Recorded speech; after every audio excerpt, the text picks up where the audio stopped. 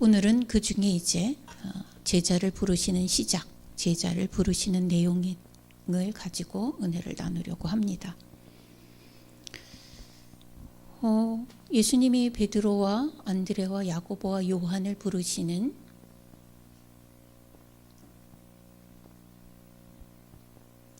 상황을 보면 18절과 21절에 보면요, 갈릴리 해변에 다니시다가 두 형제 곧 베드로라 하는 시몬과 그의 형제 안드레가 바다에 금을 던지는 것을 보시고 그들을 부르셨다. 그리고 21절에는 야고보와 요한이 어떤 상황이었냐 하면, 거기서 더 가시다가 다른 두 형제 곧 세베대의 아들 야고보와 그의 형제 요한이 그의 아버지 세베대와 함께 배에서 금을 깁는 것을 보시고 부르셨다. 이렇게 말씀하고 있습니다. 이걸 보면 제자로 부름받은 베드로와 안드레, 야고보와 요한은 백수가 아니었습니다. 분명히 직업을 가지고 있었고요, 나아가서 생활도 안정이 되어져 있었고 어느 정도의 부도 있었습니다. 왜 그렇게 생각을 하느냐 하면 22절에 보면 그들이 배와, 누구 얘기냐 하면 야고보와 요한 얘기인데요, 그들이 곧 배와 아버지를 버려두고 예수님을 따랐다, 이렇게 얘기합니다.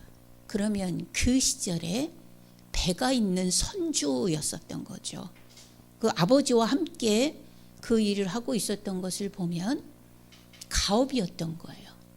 그러니까 그는 어느 정도 안정이 되어져 있고, 그리고 지금도 선주하면 부자라고 그래요. 배를 가지고 있으니까. 그 당시에 배를 가지고 있었으니까 어느 정도의 부도 보장이 되어져 있었던 그런 상황이었습니다. 그런데 예수님이 나를 따르라 라고 얘기를 했더니 그들이 듣고 지체 없이 곧 따랐다, 이렇게 이야기하고 있습니다.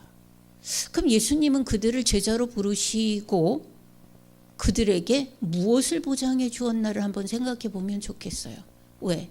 나를 따르라 하면 보장을 해주는 부분이 있어요. 그죠? 예. 나와 함께 하자 그러면 우리도 그럴 수 있어요. 사업을 하거나 무슨 일을 할 때 나와 함께 합시다 라고 하면, 이 사람이 최소 기본적으로 나에게 이것은 해주겠다라는 생각이 들어야 따르고 함께 하는 거지, 이걸 함께 하면 난 쫄딱 망하겠다 그러면 뭐 어떻게 따를 수가 있겠어요. 그건 예수님이 나를 따르라 했을 때는 베드로도 안드레도 야고보도 요한도 이 정도의 안정, 그 이상의 뭔가가 주어져야 되지 않겠어요? 예. 자, 예수님이 나를 따르라 했을 때 예수님 보장해 주신 것은 뭐죠? 아무것도 없어요. 예수님을 따른다는 것은 안정된 삶의 보장이 없습니다. 칭찬과 명성을 얻는 일도 아니에요.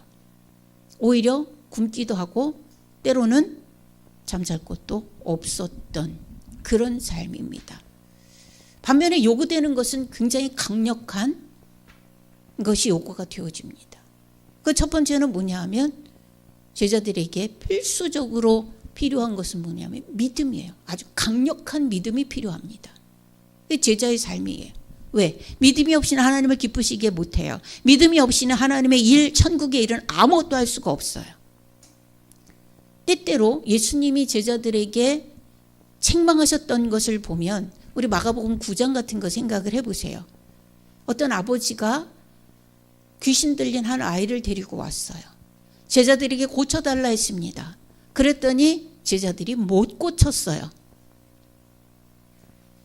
예수님이 고쳐주셨어요. 그러면서 하셨던 말씀이 믿음이 작은 자들을 왜 의심하느냐.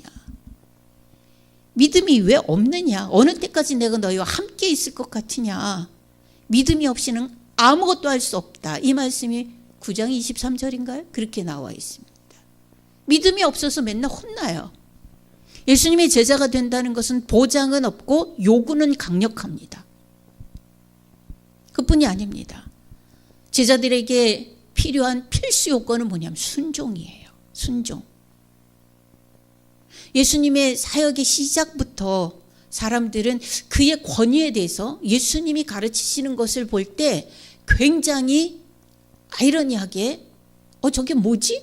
라고 하는 그런 의구심을 많이 가졌어요. 왜냐하면 그들은 예수님이 가르치시는 것을 들으면서 무슨 생각을 했냐 하면 그 무리들이 그 가르치심에 논란이 이는 가르치시는 것이 권세 있는 자들과 같고 저희 서기관들과 같지 아니함이로라.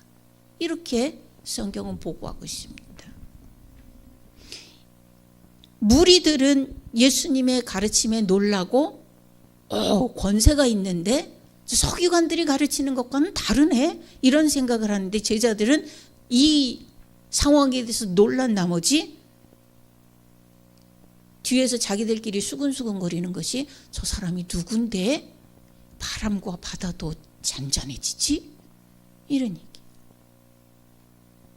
예수님께 전폭적인 신뢰와 믿음에 의한 순종이 나오지 않아요. 근데 예수님 제자들한테 그런 것들을 요구해요. 그리고 자꾸자꾸 책망하시고 혼내요.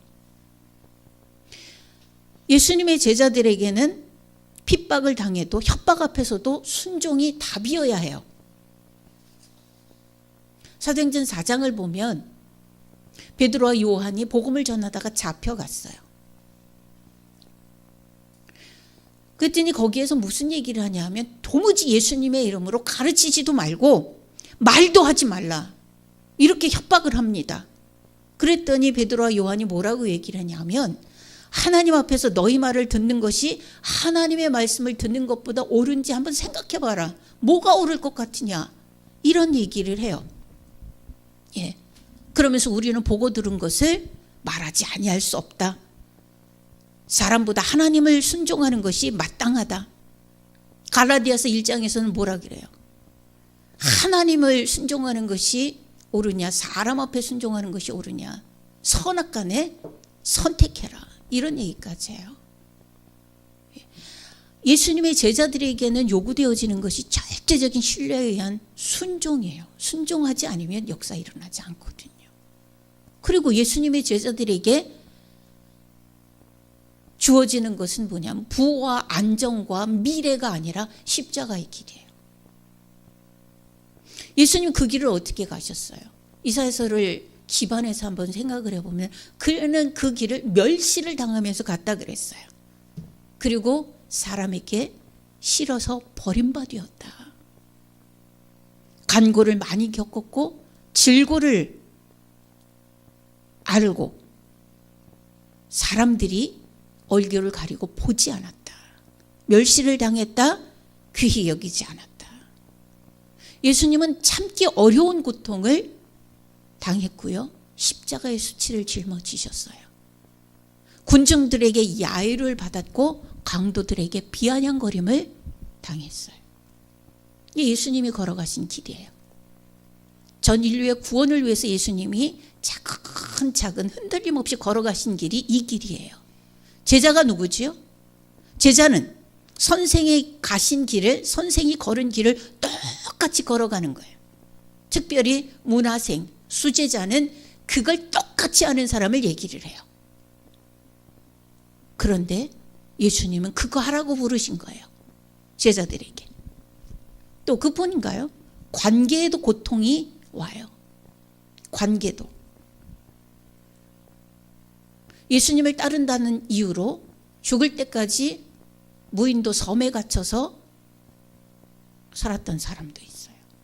예수님을 믿는다는 이유로 정신병자 취급을 받은 사람도 있어요. 예수님의 사랑을 받는다는 이유로 그 증거를 세상에서 지우기 위해서 살해 협박을 받은 사람도 있어요. 제가 누구 얘기를 하는지 아시죠? 예. 그런 사람도 있습니다. 그런데요, 어떤 철학자가 얘기했던 것처럼 사람은 사회적 동물이에요. 사람들 안에서 다른 사람들과 어울려 살면서 거기에서 성취의 기쁨도 느끼고 존재의 유익도 찾고 성공이라고 하는 그런 기쁨을 취하기를 원하는 것이 사람들의 사회생활이에요. 사람들은 혼자 고립돼서는 병들어요. 정신이 이상해져요. 혼자서는 살 수 없어요. 사람들 속에서 살아야 해요. 하나님은 그렇게 만들어 놓으셨어요. 하나 딱 만들어 놓고 혼자 독거하는 것이 너무 보기 싫어서 돕는 배필을 지었고 사회를 만들으셨어요. 하나님이. 자, 그런데 예수님을 따르는 제자들은요, 그런 것들이 차단이 돼요. 요구가 돼요. 왜? 때로는 부모, 때로는 형제, 심지어 자기 목숨까지도 부인해야 한다라고 말씀하세요. 이게 제자의 길이에요. 제자로 부르시면 이런 것들을 요구를 해요. 네. 강력한 믿음, 거기에 따르는 순종, 십자가의 길, 관계의 고통. 그러면 나를 따르라 라고 하는 이 요구 앞에 대답이 뭐가 나와요? 보통 사람 같으면, 우리 같으면 왜요? 그러니까 나오는 것이 아마 순리일 것 같습니다. 자, 그런데요, 예수님이 나를 따르라 했을 때 어떤 직위를 보장하진 않아요. 부와 칭찬과 명성을 보장하진 않아요. 그러나 예수님이 보장하는 게 아주 없지 않아요. 뭐를 보장하는가 하면 가치의 변화를 보장해요. 우리 19절 같이 읽습니다. 시작. 말씀하시되 나를 따라오라.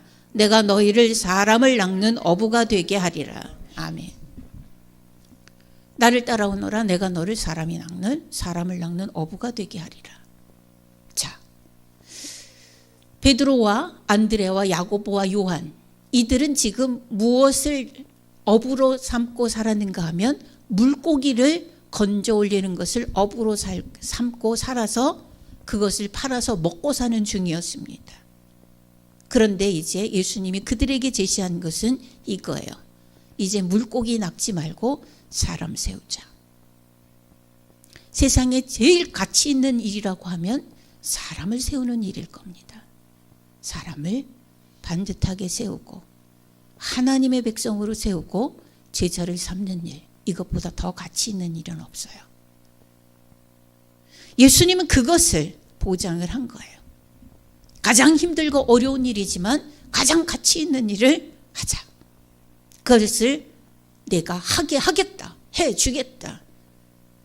너희를 사람을 낚는 어부가 되게 하리라. 이렇게 말씀하셨잖아요. 되게 하겠다라고 하는 거예요.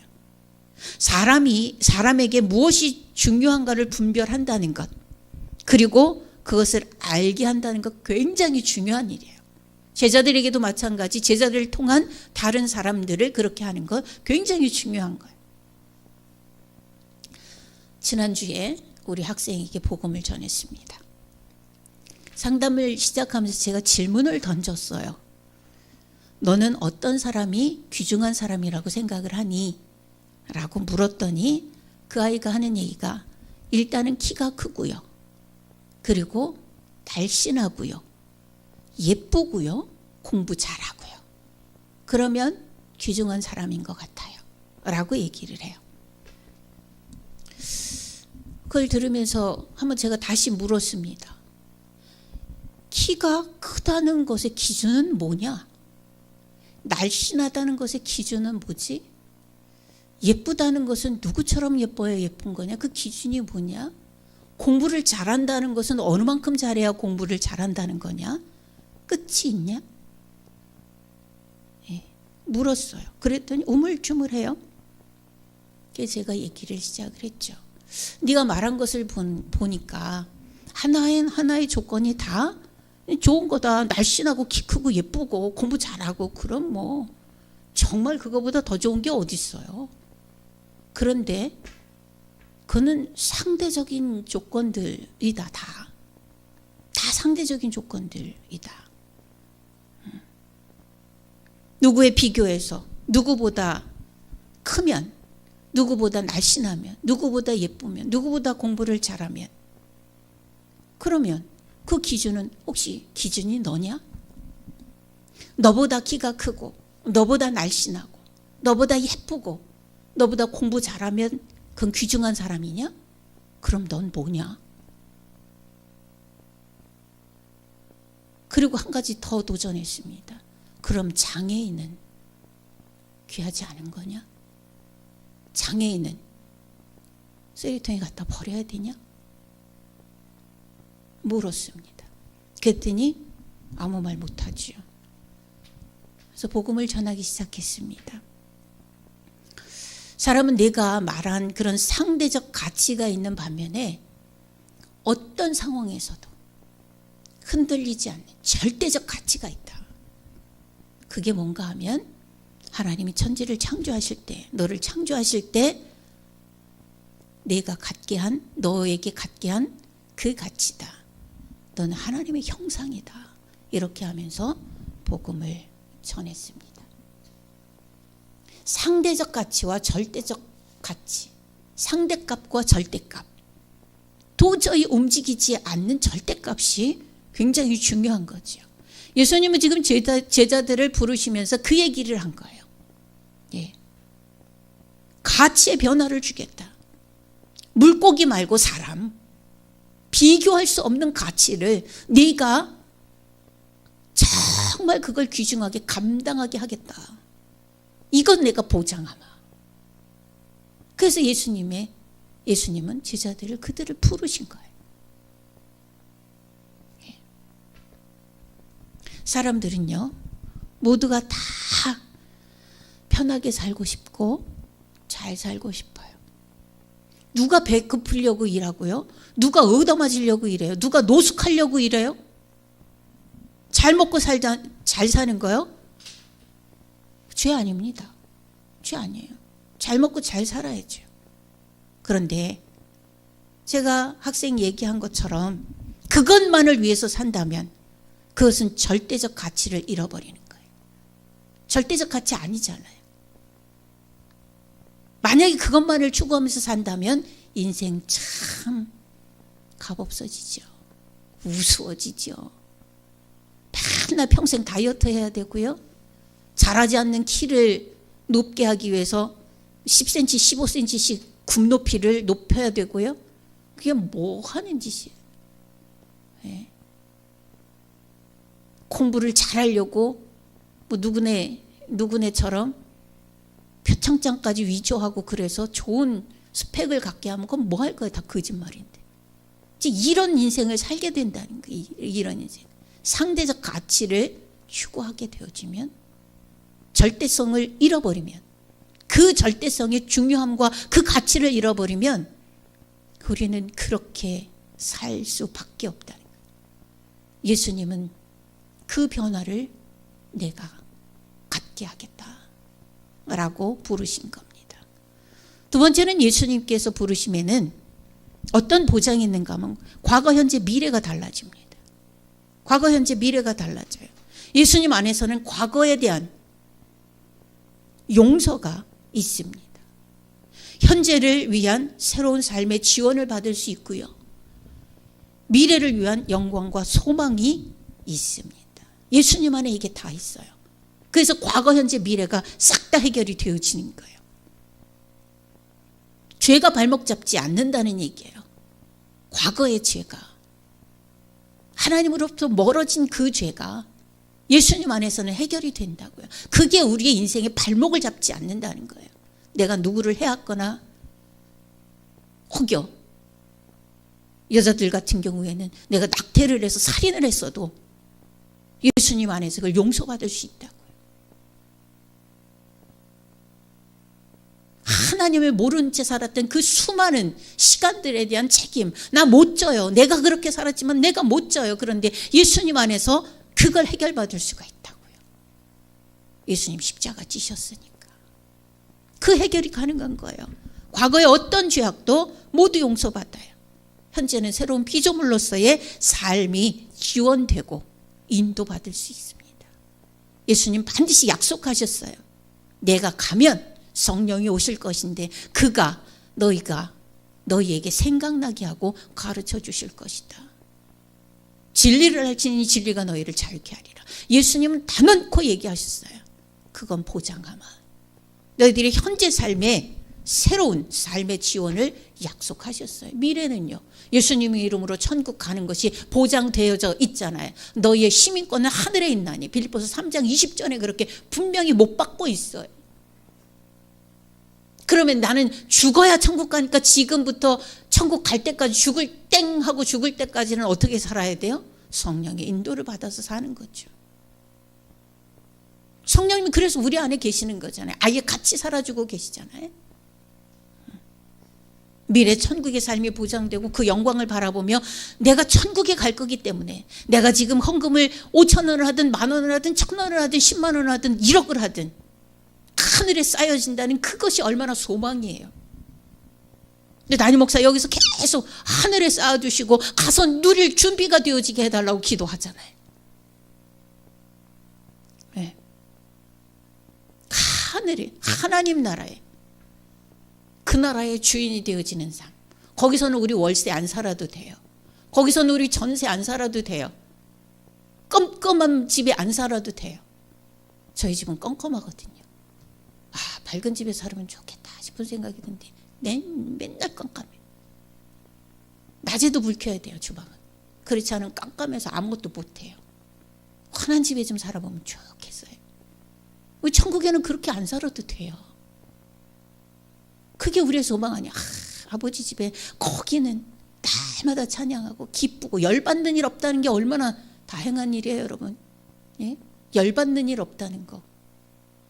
사람하고 갈등 안 겪어도 된다는 거, 이거 진짜 천국의 소망 아니에요? 안 싸워도 된다는 거. 예수님 안에 들어가면 죄자의 삶을 살기 위한 권능이 주어집니다. 제자는 어떤 사람이에요? 제자는 복음을 전하고 많은 사람들을 주께로 인도하고 모든 족속으로 제자를 삼고 세례를 주는 일을 해야 하는 사람들이 제자들이에요. 예. 제가 집에서 이 뒷길로 이렇게 걸어오는데 교회 하나를 거쳐서 와요.